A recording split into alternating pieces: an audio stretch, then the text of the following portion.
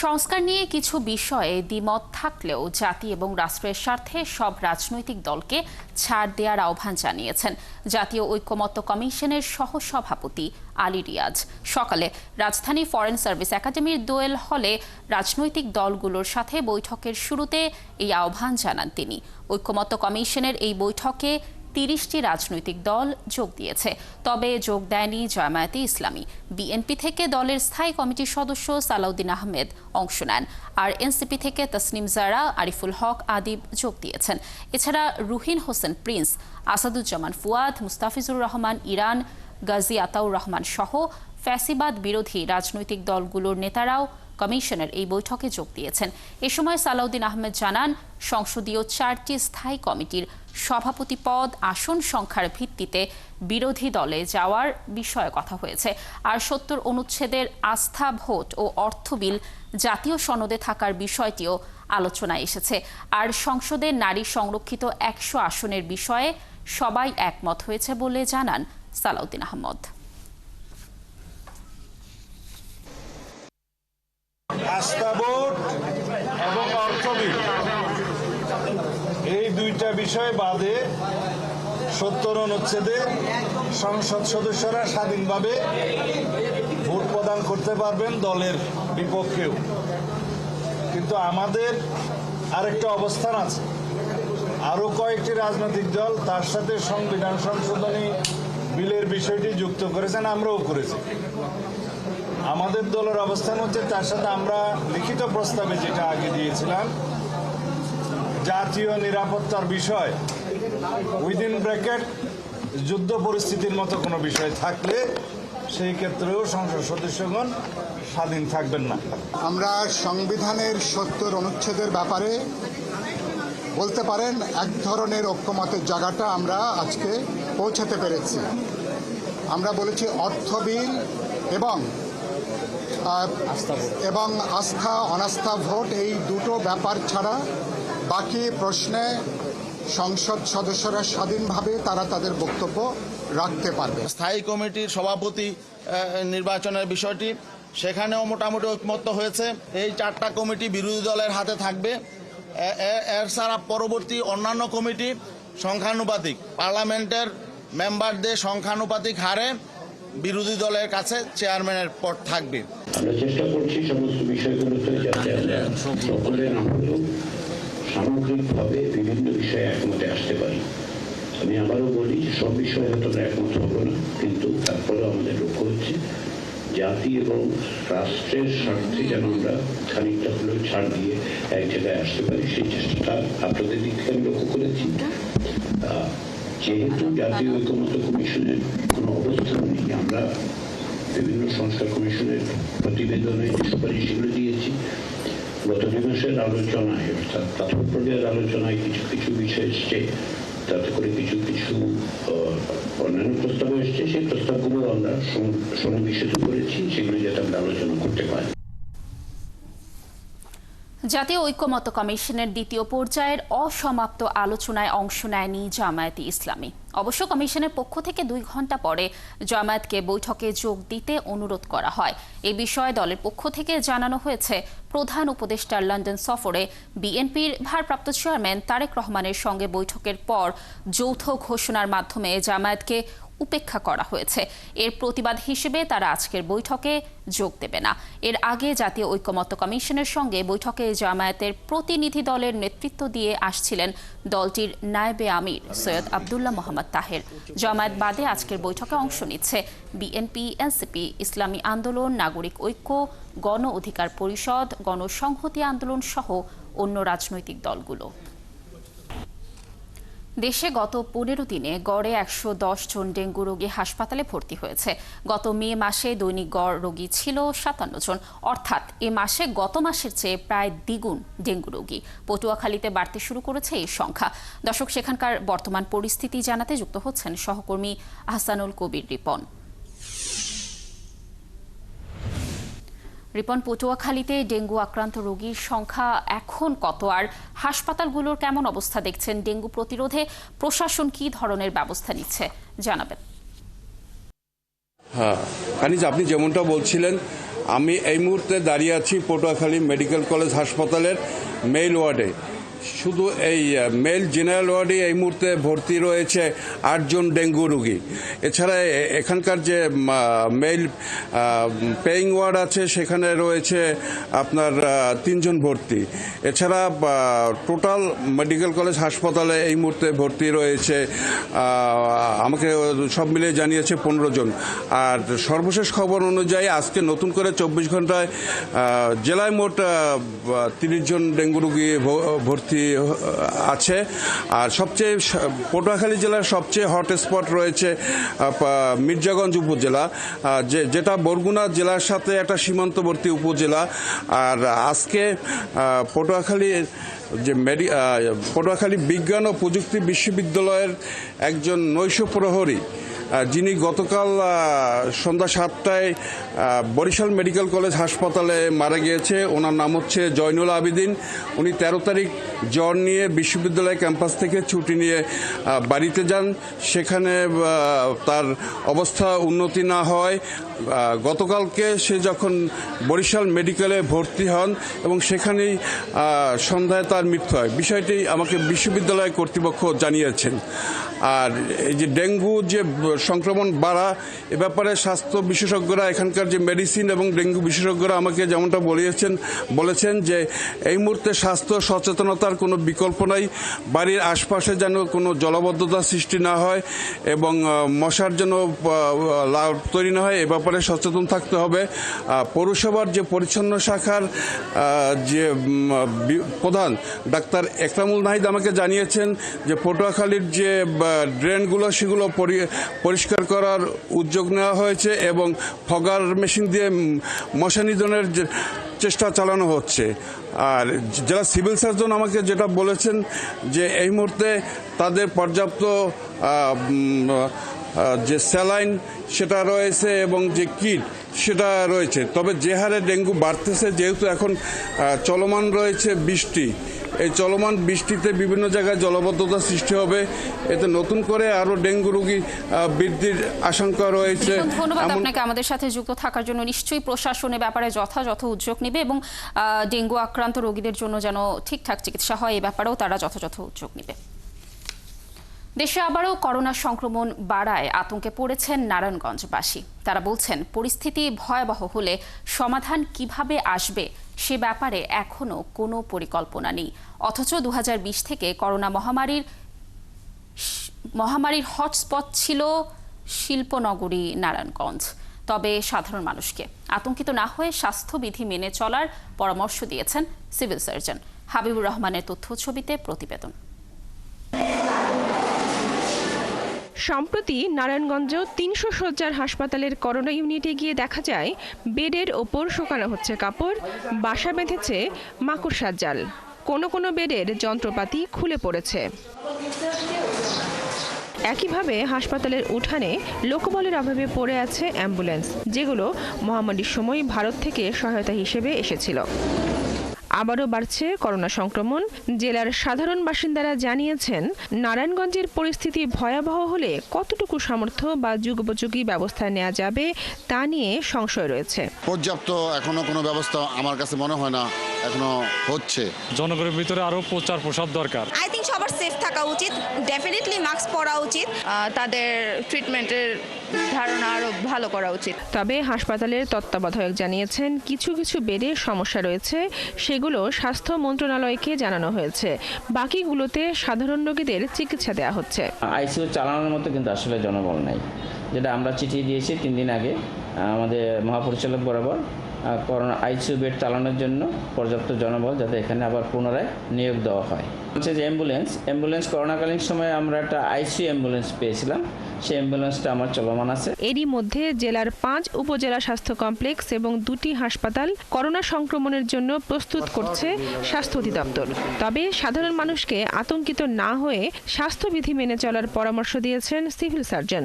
আর হচ্ছে মাস্ক ব্যবহারের উপর জোর দিচ্ছে, হ্যান্ড স্যানিটাইজার ব্যবহার করা, বাইরে থেকে এসে ওয়াশ করে ঘরে ঢোকা। এখনকার যে ভ্যারিয়েন্ট আছে এটা রেসপিরেটরি ট্র্যাক্টের উপরে বেশি আক্রমণ করে। শুধুমাত্র মাস্ক পরিধান করে ভিড় এড়িয়ে এবং জনসমাগম এড়িয়ে আমরা কিন্তু এই রোগটা রোগটাকে নিয়ন্ত্রণে রাখতে পারি। 2020 সালে করোনা মহামারীতে নারায়ণগঞ্জ ছিল হটস্পট। বনশ্রী হালদার, 71। নারায়ণগঞ্জের করোনা পরিস্থিতি জানাতে যুক্ত হচ্ছেন আমাদের সহকর্মী হাবিবুর রহমান। হাবিব, আমরা জানি যে নারায়ণগঞ্জ করোনায় সবচেয়ে ক্ষতিগ্রস্ত জেলা ছিল গতবারও, এখন আবারও নতুন করে সংক্রমণ দেখা দিয়েছে। করোনা মোকাবেলার প্রস্তুতির কি তথ্য রয়েছে আপনার কাছে? প্রশাসন কোনো উদ্যোগ নিয়েছে কিনা এই বিষয়ে জানাবেন। আম কত?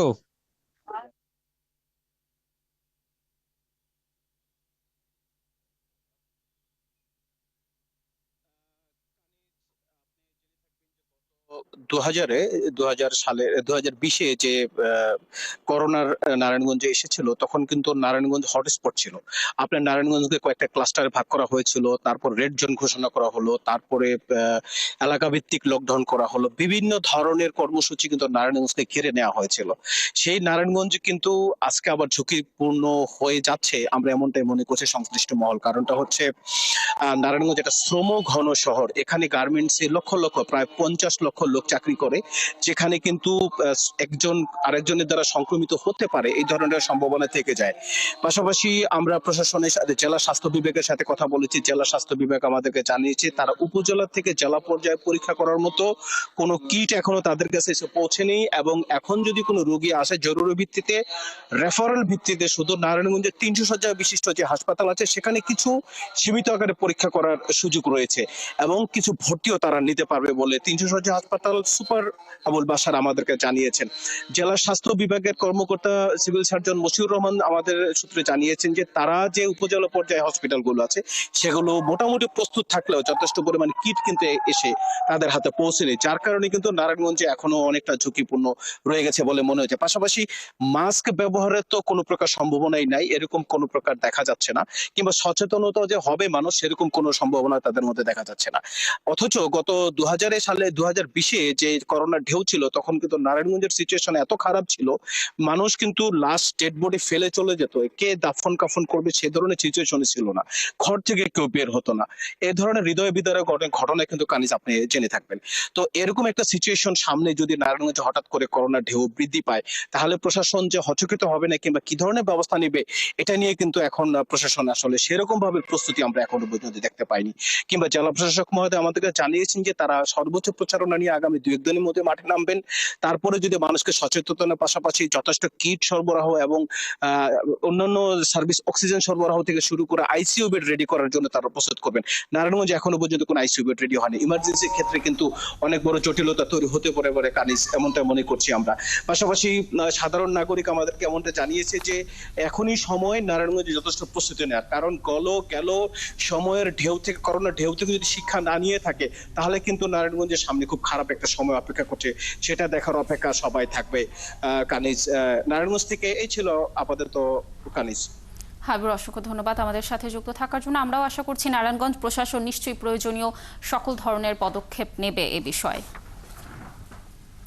করোনার নতুন ভ্যারিয়েন্ট ছড়িয়ে পড়ায় চট্টগ্রাম জেনারেল হাসপাতালকে কোভিড ডেডিকেটেড হাসপাতাল ঘোষণা করা হলেও পুরোপুরি প্রস্তুত নয় এই হাসপাতাল। কোভিড চিকিৎসায় নেই প্রয়োজনীয় ভেন্টিলেটর, আইসিইউ বেড। এখনও সচল নয় high flow oxygen nasal cannula. সেই সাথে রয়েছে দক্ষ জনবলের অভাব। এতে উদ্বিগ্ন নগরবাসী। তবে মেয়র ও হাসপাতাল কর্তৃপক্ষ বলছে ঢাকা থেকে টেকনিশিয়ান টিম এসে কাজ করছে, খুব শিগগিরই এই সংকটের উত্তরণ ঘটবে। বাবুন পালের ক্যামেরায় আরও জানাচ্ছেন রাজীব বড়ুয়া। দীর্ঘ বিরতির পর চট্টগ্রামে আবারও নতুন করে করোনা সংক্রমণ বাড়ছে। গত 24 ঘন্টায় একজনের মৃত্যুসহ 10 জন করোনাক্রান্ত হয়েছেন। সব মিলিয়ে আক্রান্তের সংখ্যা এখন 28। এই অবস্থায় নগরবাসীর স্বাস্থ্যসেবার প্রস্তুতি নিচ্ছে নগর কর্তৃপক্ষ। এরই মধ্যে নগরীর জেনারেল হাসপাতালকে কোভিড ডেডিকেটেড হাসপাতাল হিসেবে ঘোষণা করা হয়েছে। তবে কর্তৃপক্ষ বলছে এটি এখনো পুরোপুরি প্রস্তুত নয়। হাসপাতালটিতে 22টি ভেন্টিলেটরের মধ্যে প্রস্তুত আছে 3টি, 39টি হাই ফ্লো অক্সিজেন নেজাল ক্যানোলার মধ্যে সচল আছে 5টি, আর 18টি আইসিইউ বেড পরিচালনায় নেই দক্ষ ও পর্যাপ্ত চিকিৎসক ও জনবল। দর্শক, ফরেন সার্ভিস একাডেমিতে কথা বলছেন প্রধান উপদেষ্টার প্রেস সচিব। আমরা সরাসরি চলে যাচ্ছি সেখানে। আমরা আশা করছি এটা একটা খুবই ক্রুশিয়াল পর্ব।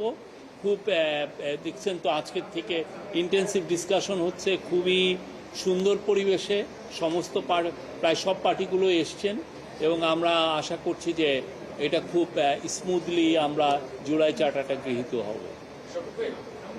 জামাত যে প্রেস রিলিজটা দিয়েছিল সেখানে বোঝা গেছে যে তারা লন্ডনের যে ঘোষণা সেটা তারা সন্তুষ্ট না, তো আজকে যে তারা পক্ষে আসলেন না, এটা কি ওইটার ফলাফল? আপনারা ওনাদেরকে জিজ্ঞেস করবেন, ওনাদের কাছে জিজ্ঞেস করবেন, তাহলে কালকে তো ওনারা আসছেন আশা করছি। আপনারা তো যোগাযোগ করেছেন, আপনাদের কাছে মানে কোনো ক্লারিফিকেশন দেয়নি? আমরা মনে হয় এটা আপনারা তাদের কাছ থেকে শুনবেন। প্রধান উপদেষ্টার বক্তব্যে নিরপেক্ষতা নিয়ে বারবার এনসিপি এবং জামাতের পক্ষ থেকে কথা বলা হচ্ছে, নিরপেক্ষতা নিয়ে প্রশ্ন তোলা হচ্ছে, প্রধান উপদেষ্টার পক্ষ থেকে এই বিষয়ে কোনো জবাব আছে কিনা? এটা আমি তো আজকে বললাম যে আমরা মনে করি আমরা সম্পূর্ণ নিরপেক্ষ, আমাদের কাজে এবং আমাদের কথায় আমরা সম্পূর্ণ নিরপেক্ষ, এবং যারা আমাদের এই জুলাই অগাস্টের গণঅভ্যুত্থানে ছিল যতগুলো পার্টি যারাই ছিল সবার প্রতি আমরা সমানভাবে নিরপেক্ষ। আমরা মনে করি এই প্রত্যেকটা পার্টি আমাদের অংশীজন। জামাত আজকে দাবি করেছে যে যেমনটা উনি জিজ্ঞেস করছেন যে লন্ডনে সফর হওয়ার পর বৈঠকে যৌথ ঘোষণার মাধ্যমে তাদেরকে ইগনোর করা হয়েছে, প্রতিবাদ স্বরূপ তারা আজকে বৈঠকে যোগ দিচ্ছেন না, সেই বিষয়টা আসলে আপনাদের না, আমাদের এরকম কিছু আমরা জানি না। আপনারা তাদের সাথে আরো একটু জেনে নেবেন, আপনারা তার সাথে একটু ভালোভাবে কথা বলবেন। আমরা মনে করছি কালকে, তাহলে তো কালকে ওনারা আসছেন, তুই আশা করছি।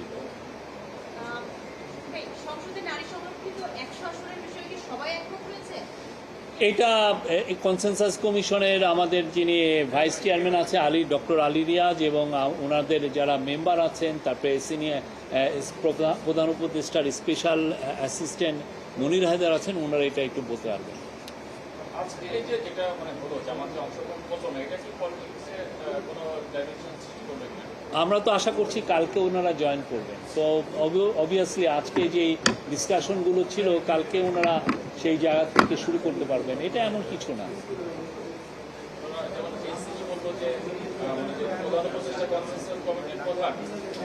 উনি যেহেতু একটা পার্টির সঙ্গে মানে বৈঠক করে একটা নেতার সঙ্গে বৈঠক করে একটা যৌথ অবস্থান নিয়েছে, তো তার নিরপেক্ষতার প্রশ্নবিদ্ধ হচ্ছে না। এইখানে একটা বিবৃতিতে কোনো নিরপেক্ষতার কিছু না। এরকম আপনারা যদি পুরো ইউরোপ জুড়ে দেখেন, হ্যাঁ, ইভেন কিছুদিন আগে মালয়েশিয়ায় এরকম হয়েছে, একটা পার্টির সাথে একটা গভর্নমেন্টের এরকম একটা জায়গায় আন্ডারস্ট্যান্ডিং হলে তার এই ধরনের একটা ঘোষণা আসতেই পারে, এটা এমন কিছু না। আর এটা তো এমন খুব যে বড় ফর্মাল এমন কিছু না, যে এটা জাস্ট দুইজনে বলা যে আমরা এই কথাগুলো বলছি, দুইটা পক্ষ থেকে একটা কথা বলা, এই দুইটা পক্ষ থেকে একই স্টেটমেন্ট দেওয়া, 4টা প্যারাগ্রাফে স্টেটমেন্ট দেওয়া। আমরা তাদের সাথে আজকে কথা বলেছি, কালকে ইনশাল্লাহ তারা আশা করছি তারা জয়েন করবেন।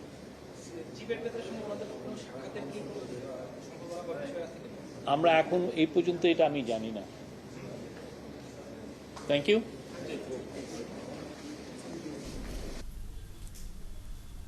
দর্শক, ফরেন সার্ভিস একাডেমিতে সাংবাদিকদের সাথে কথা বলছিলেন প্রধান উপদেষ্টার প্রেস সচিব শফিকুল আলম। আমরা সরাসরি যুক্ত ছিলাম সেখানে। ভারতের মেঘালয়ে টানা ভারী বৃষ্টির কারণে আবারও বাড়তে শুরু করেছে সিলেটের সুরমা ও কুশিয়ারার পানি। বৃষ্টি না কমলে বৃহত্তর সিলেটে আবারও বন্যার শঙ্কা করছে প্রশাসন। এদিকে বান্দরবানে বৃষ্টির কারণে পাহাড় ধসের ভয়ে মাইকিং করছে প্রশাসন। এছাড়া ঢাকা, খুলনা, বরিশাল, চট্টগ্রাম, রংপুর, রাজশাহী, ময়মনসিংহ ও সিলেট বিভাগের অধিকাংশ এলাকায় হালকা থেকে মাঝারি বৃষ্টির পূর্বাভাস দিয়েছে আবহাওয়া অধিদপ্তর। সহকর্মীদের তথ্য ছবিতে প্রতিবেদন। টানা ভারী বৃষ্টি হচ্ছে সিলেট সীমান্তবর্তী মেঘালয়ে। এরই মধ্যে দ্রুত বাড়ছে সিলেটের প্রধান দুই নদী সুরমা ও কুশিয়ারার পানি। কুশিয়ারার পানি ফেঞ্চুগঞ্জ পয়েন্টে এখন বিপদসীমার 5 সেন্টিমিটার ওপর দিয়ে বইছে। এছাড়া আমলশীত পয়েন্টেও পানি বাড়া অব্যাহত রয়েছে। প্রশাসন ও পানি উন্নয়ন বোর্ড বলছে, মেঘালয়ে বৃষ্টি না কমলে সিলেটে আবারও বন্যার শঙ্কা রয়েছে। এদিকে সুনামগঞ্জের পানি উন্নয়ন বোর্ডের নির্বাহী প্রকৌশলী মামুন হাওলাদার জানান, নদীর পানি বিপদসীমার অনেক নিচে থাকায় এখানে আপাতত বন্যার শঙ্কা নেই। শেরপুরে পানি উন্নয়ন বোর্ড জানিয়েছে গত 24 ঘন্টায় জেলার নালিতাবাড়ি পয়েন্টে 10 মিলিমিটার ও নাকুগাঁও পয়েন্টে 7 মিলিমিটার বৃষ্টিপাত রেকর্ড করা হয়েছে। এছাড়া জেলার চেল্লাখালী, ভোগাই, মহারশী, সোমেশ্বরী নদী ও পুরাতন ব্রহ্মপুত্র নদের পানি বিপদসীমার নিচ দিয়েই বইছে। কখনো গুড়ি আবার কখনো মাঝারি বৃষ্টি হচ্ছে বান্দরবনের পাহাড়ে। এরই মধ্যে পাহাড় ধসের সংখ্যায় প্রশাসনের পক্ষ থেকে জেলা ও উপজেলায় মাইকিং করা হচ্ছে। এছাড়া পাহাড়ের নিচে ঝুঁকিপূর্ণ বসবাসকারীদের নিরাপদে সরে যেতে বলা হয়েছে। সতর্কতা সহ নিরাপদ স্থানে আশ্রয় নেওয়ার জন্য অনুরোধ করা হলো। জেলার সাঙ্গু, মাতামুহুরী ও বাঁকখালী নদীর পানি কিছুটা বাড়তে শুরু করেছে। হাসিবা আলী বর্ণা, ৭১। এদিকে টানা গরমের পর বৃষ্টি শুরু হয়েছে উপকূলে, কিছুটা উত্তাল অবস্থায় রয়েছে সাগর। দর্শক, নিয়ে আমাদের সঙ্গে কুয়াকাটা সৈকত থেকে যুক্ত হচ্ছেন সহকর্মী মিলন রাজু। রাজু, কুয়াকাটায় আবহাওয়ার কি পরিস্থিতি দেখছেন জানাবেন, এবং যারা পর্যটক রয়েছে তাদের কি অবস্থা? এই মুহূর্তে সৈকতে কোনো সতর্কতা রয়েছে কিনা জানাবেন। ধন্যবাদ কানিজ। আজকে ভোররাত থেকে কিন্তু পটুয়াখালীর গোটা উপকূলীয় এলাকা জুড়ে বৃষ্টি হচ্ছে। কখনো ভারী বৃষ্টি, কখনো হালকা বৃষ্টি। একই সাথে যে পায়রা সমুদ্র বন্দরে কিন্তু 3 নম্বর স্থানীয় সতর্কতা সংকেত জারি করেছে আবহাওয়া অধিদপ্তর। এবং আবহাওয়া অধিদপ্তর আরেকটি বিষয় জানিয়েছেন যে বৃষ্টি কিন্তু আগামী 4-5 দিন অব্যাহত থাকতে পারে এভাবে ভেবে নেন। এবং এর প্রভাবে উপকূল এলাকায় যে বৃষ্টির সাথে সাথে যে সাগর এবং নদী, আপনি জানেন যে উপকূলীয় এলাকা সাগর এবং নদী গঠিত এলাকা, এবং সাগরে কিন্তু আজকে সকালের জোয়ারে প্রচুর পানি বেড়েছে। একই সাথে নদীতেও কিন্তু পানি বেড়েছে। আজকে রাতের জোয়ারে পানির পরিমাণ আরো বাড়তে পারে। এখানকার যে কুয়াকাটার যে পর্যটকরা যে বিষয়টি আমাদের জানিয়েছেন, তাদের কাছে কিন্তু এটি একটি নতুন অভিজ্ঞতা। আপনি জানেন যে বর্ষা হলে কিন্তু কুয়াকাটা সৈকত উত্তাল থাকে এবং সমুদ্রের জোয়ারে পানির উচ্চতা বাড়ে। এই কারণে কিন্তু পর্যটকরা কুয়াকাটায় যারা ভ্রমণে এসেছেন তাদের কাছে কিন্তু এটি একটি মানে ভিন্ন অভিজ্ঞতা, এবং তারা এই যে সমুদ্রের উত্তাল ঢেউয়ের গোচর করে নিয়েছে। আমি এই মুহূর্তে রয়েছি আন্দারমাটি নদীতে। আপনি দেখতে পাচ্ছেন যে ভাটা শেষে জোয়ার শেষে ভাটা হলেও কিন্তু পানির পরিমাণ কিন্তু কমেনি। এখানকার লোকজন যে বিষয়টা আমাদের জানিয়েছেন যে আজকে সকালে জোয়ারে যে পরিমাণ পানি বাড়ছে, আগামী 2-3 দিন এর পরিমাণ পানিটা আরো বাড়তে পারে। এর প্রভাবে উপকূলীয় যেসব এলাকা নিম্নাঞ্চল রয়েছে সেসব এলাকা নিম্নাঞ্চল কিন্তু প্লাবিত হওয়ার সংখ্যা রয়েছে। আরেকটি বিষয় আপনাকে জানিয়ে রাখি যে আপনি জানেন যে দুর্যোগ প্রবণ এলাকার যে ঝুঁকিপূর্ণ যে বেড়িবাঁধগুলো রয়েছে, এই গত নিম্নচাপের প্রভাবে কলাপাড়ার যে গোয়াতলা এবং লালুয়ার চরচান্দপুরা বেড়িবাঁধের কিন্তু 2টি বেড়িবাঁধই কিন্তু রিভার সাইডের ক্ষতিগ্রস্ত হয়েছে, এবং এখন পর্যন্ত কিন্তু এগুলো আসলে সংস্কারে বা মেরামতে কোনো ধরনের কার্যকর পদক্ষেপ গ্রহণ করেনি পানি উন্নয়ন বোর্ড। এর প্রভাবে যে এভাবে যদি আরো 4-5 দিন যদি বৃষ্টি থাকে এবং পানির উচ্চতা বাড়ে, সেখানে কিন্তু এই বাঁধ দুটি কিন্তু আরো ক্ষতিগ্রস্ত হবে। এর ফলে যে এই দুটি এলাকার কিন্তু 15 থেকে 20টি গ্রামের মানুষ কিন্তু ক্ষতিগ্রস্ত হওয়ার একটা সংখ্যা তৈরি হয়েছে। এখানকার আবহাওয়া অধিদপ্তর থেকে আরেকটা বিষয় আমাদের বলছেন যে যদি এইভাবে বৃষ্টি থাকলেও কিন্তু তবে ঝড়ের কোনো কিন্তু পূর্বাভাস উপকূলীয় এলাকায় নেই, এবং ঝড়ের পূর্বাভাস না থাকে মানুষের প্রতি কিছুটা শঙ্কিত হলেও তবে এই বৃষ্টি কিন্তু উপকূলীয় এলাকার কৃষকদের জন্য একটা আশীর্বাদ বয়ে এনেছে। আপনি জানেন যে এই আষাঢ়ের আজকে দ্বিতীয় দিন, এবং এই বৃষ্টি শুরু না হয় কিন্তু চাষাবাদ করতে পারছিলেন উপকূলীয় এলাকার কৃষকরা। এই বৃষ্টি শুরু হয় কিন্তু এখনকার যে কৃষকরা কিন্তু চাষাবাদ শুরু করতে পারবেন, এবং এখানকার কৃষকরা জানিয়েছেন যে দীর্ঘ খরার কারণে তাদের যে গ্রীষ্মকালীন এবং বর্ষাকালীন যে আগাম সবজি করেছিল সেটি কিন্তু ক্ষতিগ্রস্ত হয়েছে। এই বর্ষায় তাদের এই নতুন করে আবার কৃষি চাষাবাদ করতে পারবেন, এবং উপকূলীয় এলাকার কৃষকরা যে লোকসান গুনেছিল সেটি কিন্তু আসলে এই যে বৃষ্টিতে যদি এভাবে থাকে তবে সেটি তারা লোকসান পুষিয়ে আনতে পারবেন। তবে যে সংকটের বিষয়টা রয়েছে, বৃষ্টি যদি টানা বৃষ্টি থাকে তবে স্থায়ী জলাবদ্ধতা আবার দ্বিতীয়ত একটা ক্ষতিগ্রস্ত হতে পারে। রাজু, ধন্যবাদ আমাদের সাথে যুক্ত থাকার জন্য। দর্শক, যেমনটি বলছিলাম যে টানা গরমের পর উপকূলে বৃষ্টি শুরু হয়েছে, এই বিষয়ে কুয়াকাটা সমুদ্র সৈকত থেকে তথ্য জানাচ্ছিলেন আমাদের সহকর্মী। দর্শক, চলছে দেশযোগ, ফিরছি বিরতির পর। ৭১-এর সাথেই থাকুন। মেহেরপুরের গাংনী উপজেলার চরগোয়াল গ্রামের একটি মুদি দোকানের সামনের রাস্তা থেকে বোমা সাদৃশ্য একটি বস্তু উদ্ধার করেছে পুলিশ। গাংনী থানার ভারপ্রাপ্ত কর্মকর্তা বানি ইসরায়েল জানান, মঙ্গলবার সকালে গাংনী উপজেলা চরগোয়াল গ্রামের সড়কের পাশে লাল টেপ দিয়ে মোড়ানো একটি বোমা সাদৃশ্য বস্তু পড়ে থাকতে দেখে খবর দেয় স্থানীয়রা। পরে ঘটনাস্থল থেকে প্রাণনাশের হুমকি সম্বলিত একটি চিরকুট ও লাল টেপ দিয়ে মোড়ানো একটি বোমা সাদৃশ্য বস্তু উদ্ধার করা হয়। তবে কে বা কারা আতঙ্ক তৈরির চেষ্টা করছে তা এখনো জানা যায়নি। জড়িতদের শনাক্ত করে আইনের আওতায় আনা হবে বলে জানিয়েছেন তিনি।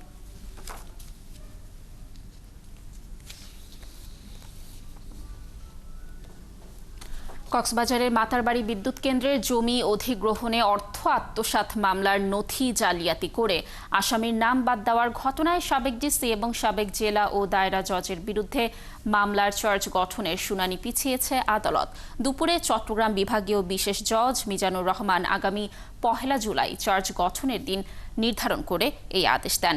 দুদকের আইনজীবী কাজী সানোয়ার হোসেন লাভলু জানান, 2014 সালের 19 নভেম্বর মাতারবাড়ি তাপবিদ্যুৎ কেন্দ্র নির্মাণের জমি অধিগ্রহণের প্রায় 23 কোটি টাকা আত্মসাতের অভিযোগে কক্সবাজারের জ্যেষ্ঠ বিশেষ জজ আদালতে তৎকালীন জেলা প্রশাসক মোহাম্মদ রুহুল আমিনকে প্রধান আসামি করে 28 জনের বিরুদ্ধে মামলা করেন মাতারবাড়ির বাসিন্দা AKM কায়সারুল ইসলাম চৌধুরী। এ মামলার বাদীর স্বাক্ষর ও নথি জালিয়াতি করে নাম কেটে দেওয়া হয় প্রধান আসামি সাবেক জেলা প্রশাসক মোহাম্মদ রুহুল আমিনের। এ কাজে তাকে সহায়তা করেন কক্সবাজারের জেলা ও দায়রা জজ সাদিকুল ইসলাম তালুকদার সহ আরও 4 জন। কক্সবাজারের সাবেক জেলা প্রশাসক মোহাম্মদ রুহুল আমিন, সাবেক জেলা ও দায়রা জজ সাদিকুল ইসলাম তালুকদার সহ 5 আসামি আদালতে হাজির ছিলেন। এ সময় আসামিদের আইনজীবীরা তাদের জামিন আবেদন করলে 1 জুলাই পর্যন্ত জামিন মঞ্জুর করেন আদালত। একই দিন চার্জ গঠনের শুনানির জন্য দিন ধার্য করেন আদালত।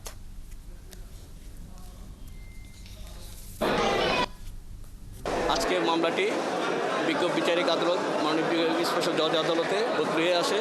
আসামের উপস্থিতির আগে জামিনে ছিলেন, তাকে উপসত্ত্বে জামিন মঞ্জুর করে এবং আজকে চার্জ গঠনের জন্য দিন ধার্য ছিল। আমরা দুদক পক্ষে চার্জের জন্য রেডি ছিলাম, কিন্তু বিজ্ঞ আদালতে আসামি পক্ষে সময় আবেদন করায় আগামী 1/7 তারিখে 1/7/2025 অভিযোগ গঠন বিষয়ে শুনানির জন্য দিন ধার্য রাখেন। আসামের সবাই আজকে উপস্থিত ছিল। চট্টগ্রামে ফিরেছে প্রথম হজ ফ্লাইট। প্রথম ফ্লাইটে যাত্রী ছিলেন 413 জন। মঙ্গলবার সকাল 10:48 বিমান বাংলাদেশ এয়ারলাইন্সের প্রথম ফিরতি হজ ফ্লাইট চট্টগ্রাম শাহ আমানত আন্তর্জাতিক বিমানবন্দরে নামে। বিমানবন্দরের পরিচালক গ্রুপ ক্যাপ্টেন শেখ আব্দুল্লাহ আলমগীর ও বিমানবন্দরের ঊর্ধ্বতন কর্মকর্তারা হজ যাত্রীদের স্বাগত জানান। এবছর চট্টগ্রাম শাহ আমানত আন্তর্জাতিক বিমানবন্দর থেকে পবিত্র হজ পালনের জন্য সৌদি আরব যান 5188 জন যাত্রী।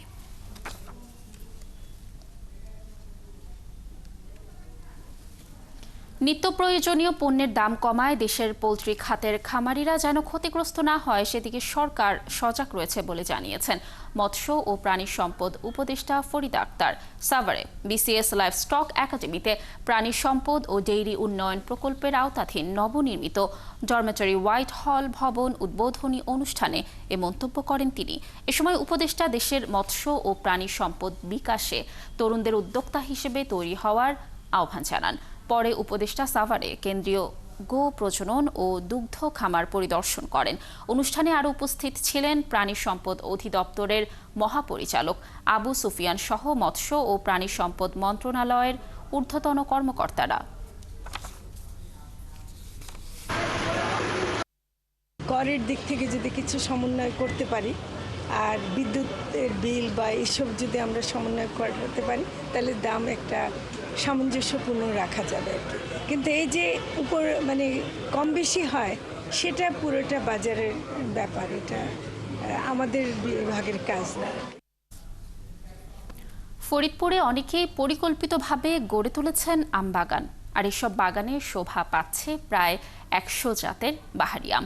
এরই মধ্যে নজর কেড়েছে জাহাপুরে কৃষি উদ্যোক্তা জ্যোতির্ময় মান্নানের আমবাগান। জেলা কৃষি বিভাগ বলছে এসব বাগান গড়ে ওঠায় আমের উৎপাদন বাড়ার পাশাপাশি অনেক মানুষের কর্মসংস্থান সৃষ্টি হয়েছে। মনিরুল ইসলাম টিটুর তথ্য ছবিতে প্রতিবেদন। ফরিদপুরের মধুখালী উপজেলার জাহাপুরের কৃষি উদ্যোক্তা জ্যোতির্ময় মান্নানের 7 একর আমের বাগানের গাছে গাছে ঝুলছে প্রায় 80 জাতের আম।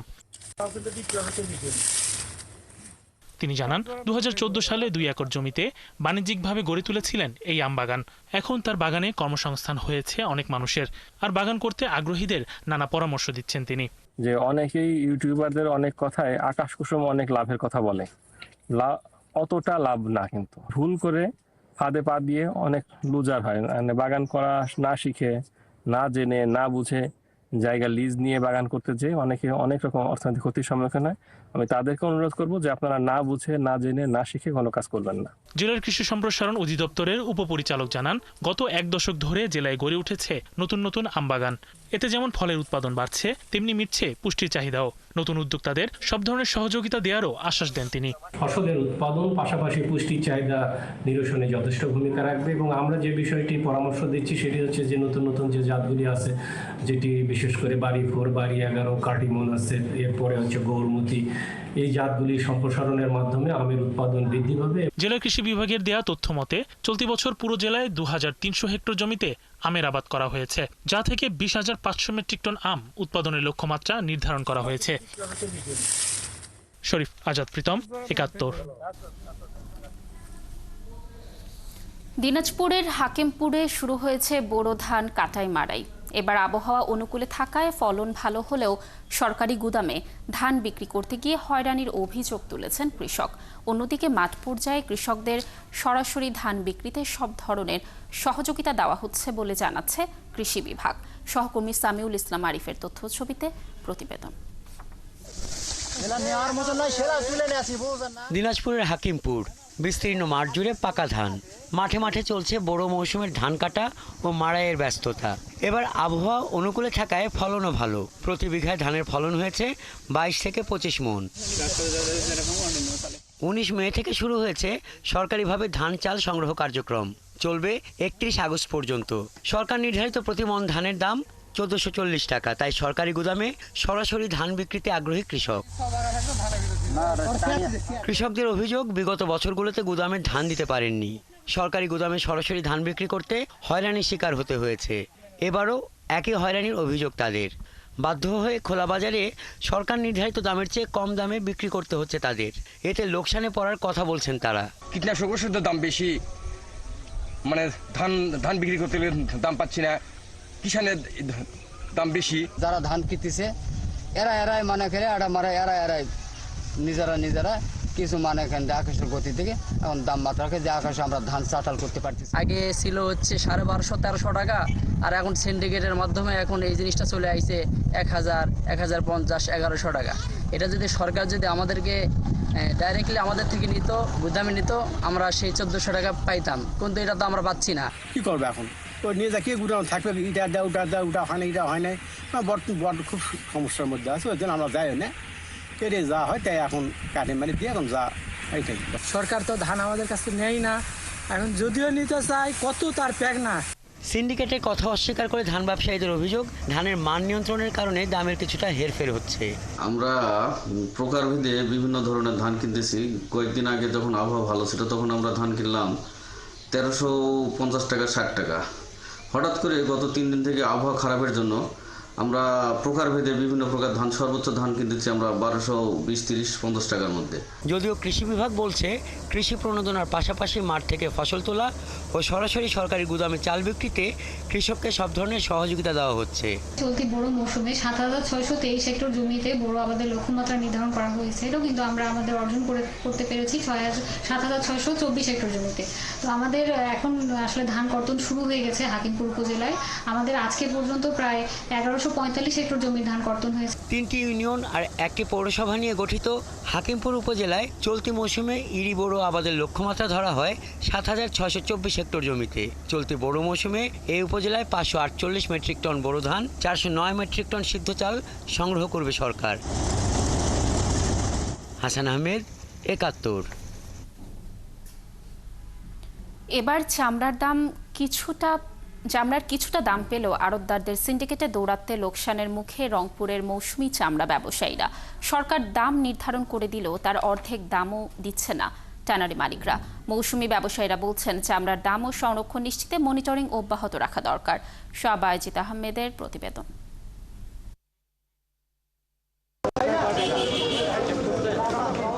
ঈদের 1 সপ্তাহ পর মৌসুমি ব্যবসায়ীরা বলছেন তারা সরকার নির্ধারিত দামে চামড়া কিনলেও নির্ধারিত দামে বিক্রি করতে পারেননি।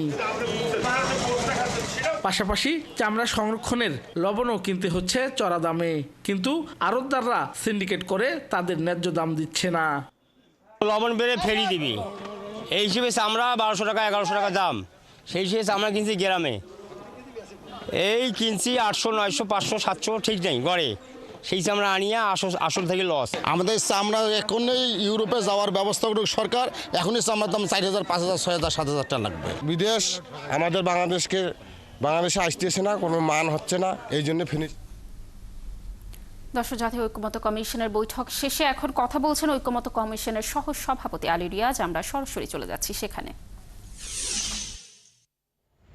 সহ জনগুরুত্বপূর্ণ বিষয় সংক্রান্ত কমিটিগুলির সভাপতির পদ আসনের সংখ্যানুপাতে বিরোধী দলকে প্রদানের ব্যাপারে সকলেই একমত হয়েছে। আমরা আরও দুটো বিষয় নিয়ে কথা বলেছি আজকে। এর মধ্যে একটি ছিল জাতীয় সংসদে নারী প্রতিনিধিত্বের বিষয়।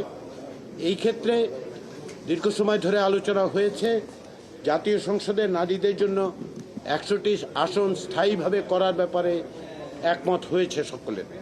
এর পদ্ধতি এবং প্রক্রিয়া নিয়ে আমরা আলোচনা করছি, এই আলোচনা অব্যাহত থাকবে।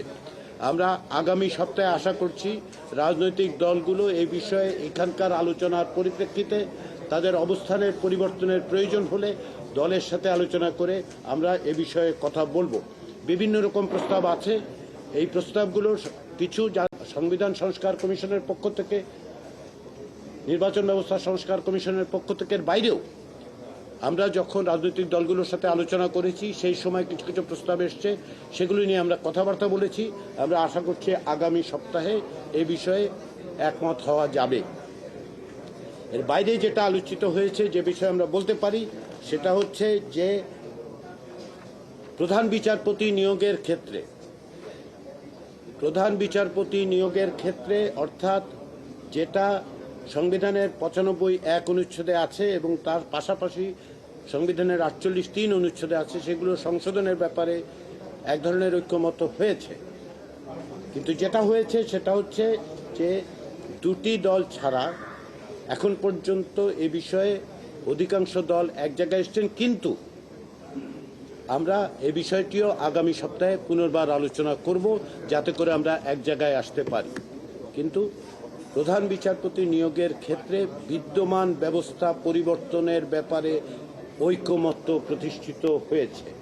এর দ্বিকক্ষ বিশিষ্ট পার্লামেন্টের বিষয়ে দুটো বিষয়ে ঐকমত্য হয়েছে বলবো, কিন্তু তার সঙ্গে একটু এটাও বলতে হবে যে দ্বিকক্ষ বিশিষ্ট পার্লামেন্টের ব্যাপারে নীতিগতভাবে কিছু কিছু দল আপত্তি জানিয়েছেন, কিন্তু এটা কম বেশি সকলেই স্বীকার করেছেন যে বিষয়ে পুনর্বিবেচনা করা দরকার। ফলে আমরা দ্বিকক্ষ বিশিষ্ট পার্লামেন্টের ক্ষেত্রে যে বিষয়ে যারাই একমত হয়েছেন তাদের অধিকাংশের ক্ষেত্রে যেটা হয়েছে, এটা 100 আসনের একটি দ্বিকক্ষ বিশিষ্ট পার্লামেন্ট তৈরি করা, উচ্চকক্ষ তৈরি করার বিষয়। কিন্তু আলোচনা শেষ হয়নি, আলোচনা অব্যাহত আছে, বিশেষ করে প্রক্রিয়া পদ্ধতি কিভাবে নির্বাচিত হবে এবং কী কী দায়িত্ব। আমরা প্রতিদিনই কিছু কিছু অগ্রসর হচ্ছি, প্রতিদিন সব বিষয়ে সিদ্ধান্তে আমরা পৌঁছতে পারবো না, এরকম প্রত্যাশা আপনারা করবেন না যে আমরা প্রতিদিন এখানে এসে বলবো যে এই বিষয়ে আমরা একমত হয়েছি। আলোচনায় অগ্রগতি হচ্ছে, অত্যন্ত ইতিবাচক অগ্রগতি হচ্ছে, এবং আমরা আশা করছি যে জুলাই মাসের মধ্যে আমরা জাতীয় সনদে পৌঁছতে পারবো এবং সেখানে অনেক গুরুত্বপূর্ণ বিষয়গুলোতেই আমরা ঐক্যমত্য প্রতিষ্ঠিত করতে পারবো। সবাইকে জাতীয় ঐক্যমত্য কমিশনের পক্ষ থেকে ধন্যবাদ। এখন রাজনৈতিক দলের নেতারা হয়তো তাদের বক্তব্য রাখবেন।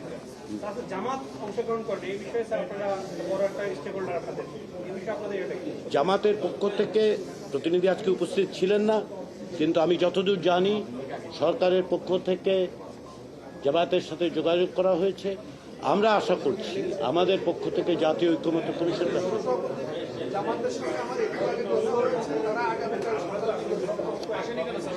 আচ্ছা আজকে ওনারা উপস্থিত ছিলেন না, কিন্তু আগামীকাল থেকে তারা উপস্থিত থাকবেন। আমরা সার্বক্ষণিকভাবে এই যোগাযোগ রাখছি সব দলের সাথে, শুধু জামাত বলে নয়, যখনই কোনো রকম পরিস্থিতি তৈরি হচ্ছে আমরা সব দলের সাথেই যোগাযোগ রাখছি যাতে তাদের অংশগ্রহণটা থাকে। ফলে আজকে জামাতের প্রতিনিধি উপস্থিত ছিলেন না, কিন্তু আগামীকাল থেকে থাকবেন, এটা আমরা আশা করি তাদের পক্ষ থেকে আমাদের সেটা জানানো। এনসিপি এবং গণ অধিকার পরিষদ আপনাদের বিরুদ্ধে অভিযোগ করছে যে আপনারা বিএনপির প্রতি তারা উল্লেখ করে বলছে যে পক্ষপাতমূলক আচরণ করছে। এই অভিযোগের এটা কোথায় করেছে? আজকেই বলেছে। আচ্ছা এক মিনিট, আমরা যদি আজকে রাজনৈতিক দলগুলো যখন দুপুরের বিরোধীতে কথা বলেছেন তখন দুটি রাজনৈতিক দল স্পষ্ট বলেছেন যে সরকারের এবং জাতীয় ঐক্যমত্য কমিশনের কিছু কিছু কাজ পক্ষপাত দুষ্ট, এটি স্পষ্ট বলেছে। এটা তাদের মনে হয়েছে, তারা বলেছেন। আমরা সর্বাত্মকভাবে চেষ্টা করছি প্রত্যেকটি রাজনৈতিক দলকে সমভাবে মর্যাদা, সমভাবে বিবেচনা করার। কারো কারো পারসেপশন অন্যরকম হতে পারে, আমরা এটা আপনাদের কাছ থেকেই শুনলাম, এটা আমরা বিবেচনায় নেব। সবাইকে ধন্যবাদ। ঠিক আছে। আছেন একাত্তরে চলছে দেশযোগ। দর্শক, ঐক্যমত্য কমিশনের বৈঠক শেষে কথা বলছেন বিএনপির স্থায়ী কমিটির সদস্য সালাউদ্দিন আহমদ। আমরা সরাসরি চলে যাচ্ছি সেখানে।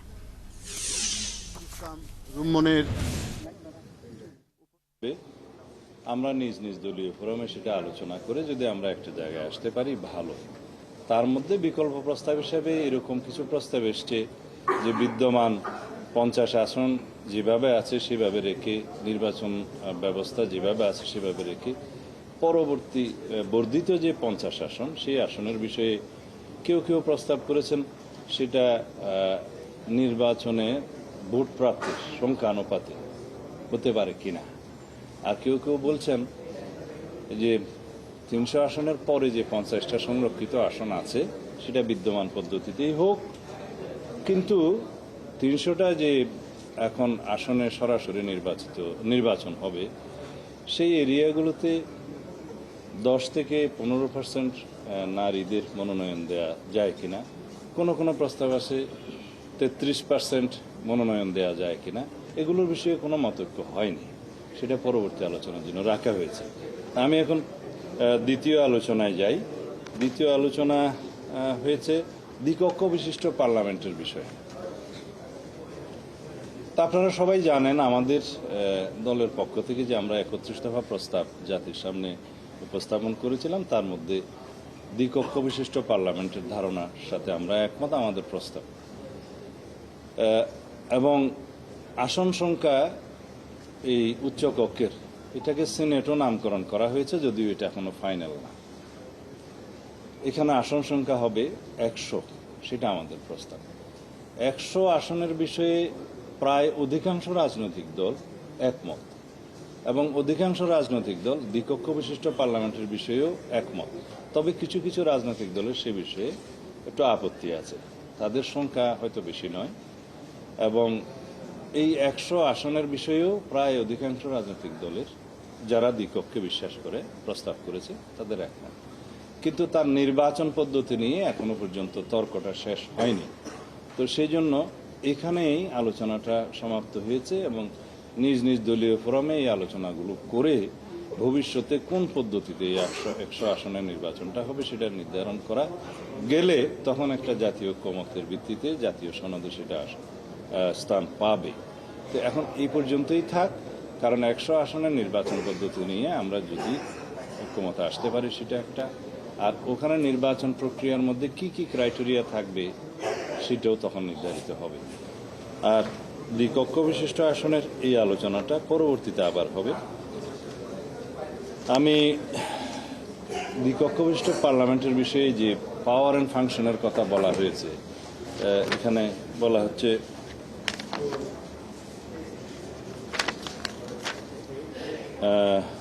তাদের রেসপন্সিবিলিটি কী হবে, দায়িত্ব এবং রোল কী হবে, সেই বিষয়ে সংস্কার কমিশনগুলোর সাথে আলোচনার পরে এবং জাতীয় ঐক্যমত্য কমিশনের সাথে প্রথম পর্বের আলোচনার মধ্যে কিছু কিছু বিষয় মোটামুটি উঠে এসছে। প্রায় সব দল সেগুলোর সাথে একমত পোষণ করেছে। যেমন নিম্নকক্ষের পাশকৃত বিল উচ্চকক্ষে প্রেরণার পরে কতদিন পর্যন্ত তারা বিবেচনা রাখতে পারবেন, সুপারিশ সহকারে অথবা সরাসরি অনুমোদন অথবা আপত্তি সহকারে নিম্নকক্ষে ফেরত পাঠাতে পারবেন ইত্যাদি বিষয়ে কিছু একমত আসা গিয়েছিল। তা এখন প্রশ্ন হচ্ছে, যদি দ্বিকক্ষ বিশিষ্ট পার্লামেন্ট স্থাপনের বিষয়ে এটা ঐক্যমতে আসে, সেটা এক, সদস্য সংখ্যা যদি 100 হয় সেটা 2, তারপরে হবে কর্মপদ্ধতি এবং সিলেকশন পদ্ধতি। এই জায়গাতে আসতে হয়তো আরেকটু কিছু সময় লাগবে, সবাই আলোচনা।